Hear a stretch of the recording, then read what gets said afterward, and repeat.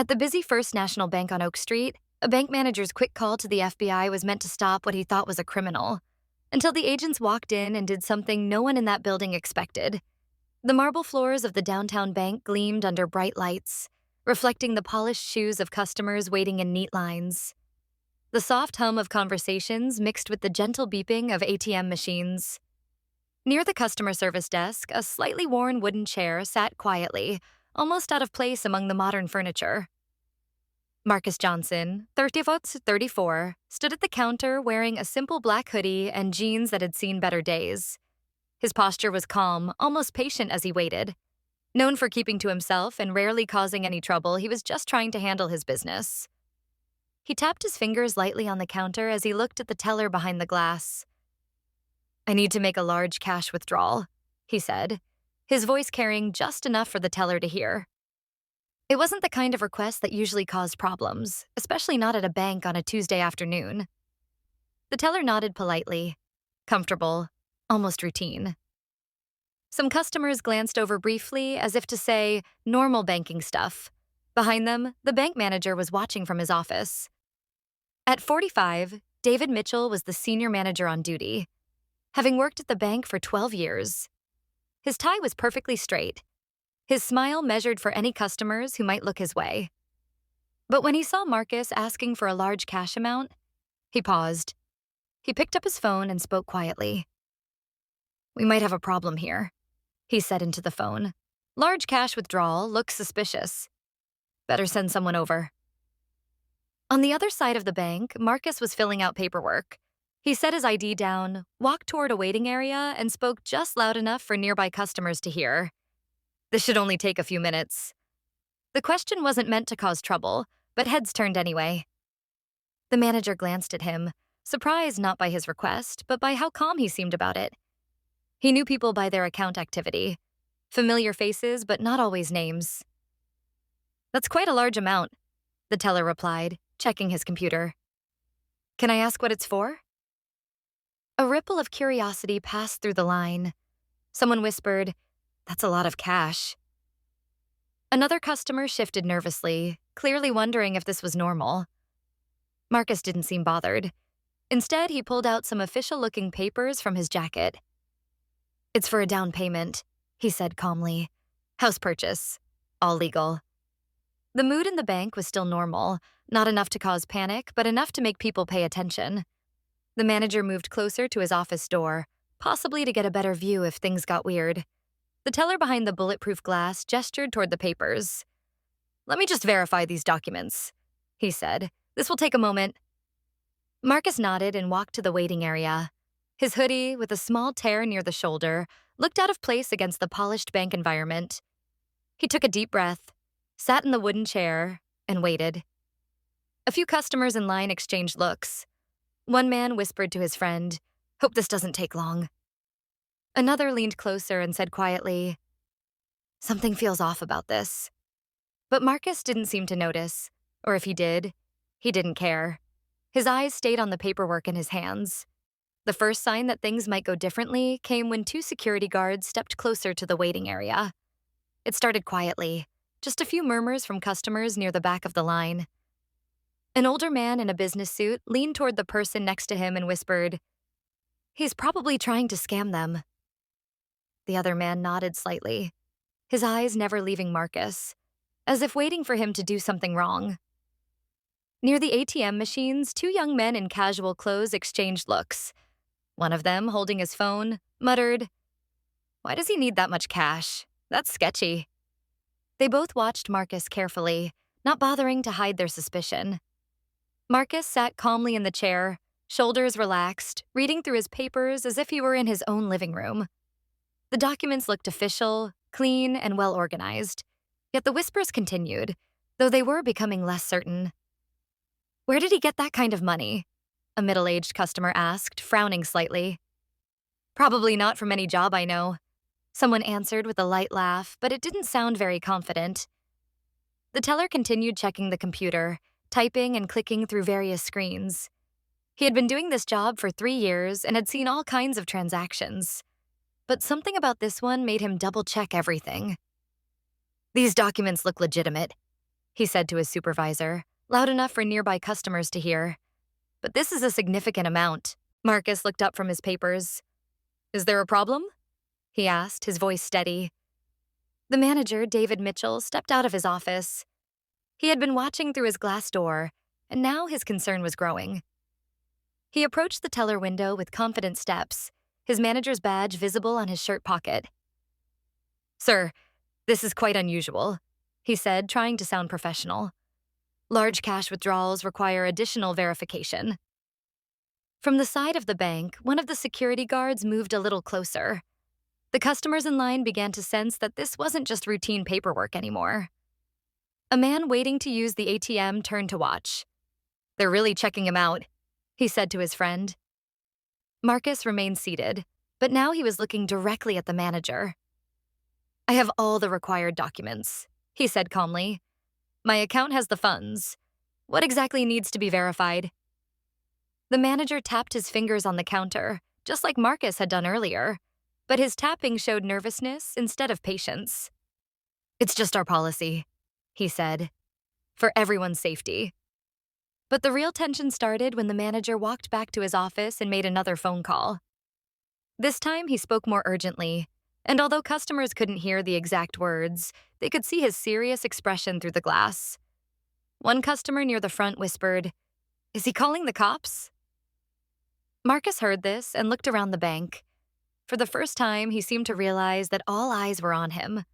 His calm expression didn't change, but something in his posture suggested he knew this was about to become much bigger than a simple banking transaction. The manager hung up the phone and returned to the main floor. Sir, we're going to need you to wait a bit longer, he announced. Some additional verification is required. Marcus nodded slowly.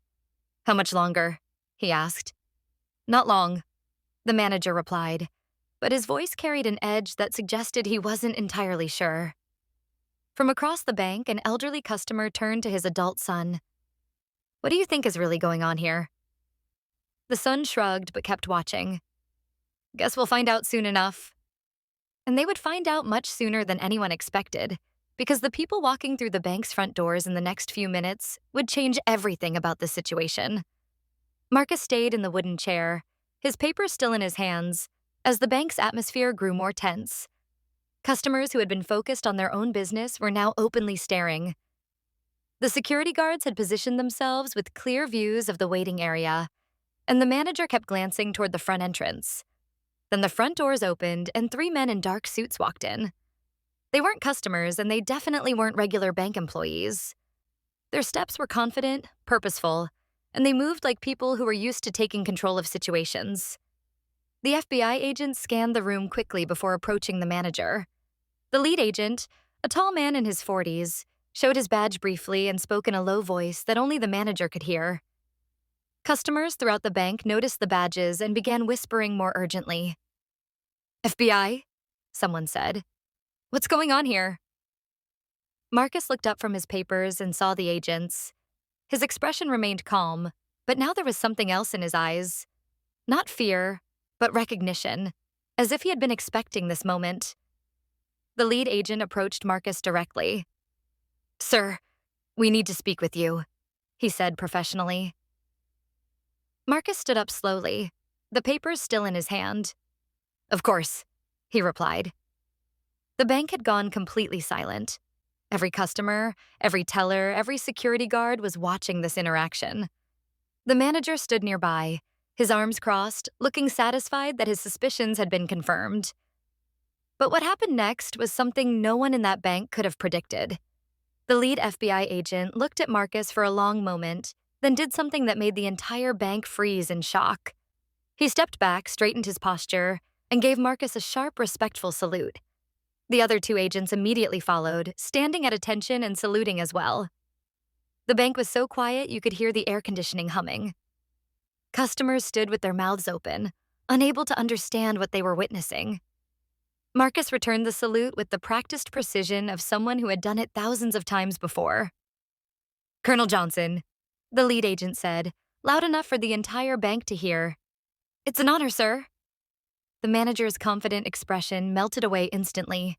His face went pale as he realized he had just called the FBI on someone they clearly respected greatly.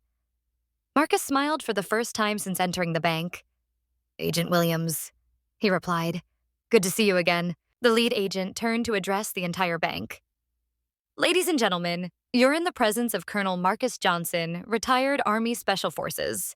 He served 4 tours overseas and received the Medal of Honor for his service to this country." The silence in the bank was now heavy with shock and embarrassment. Customers who had been whispering suspicions about Marcus now couldn't meet his eyes.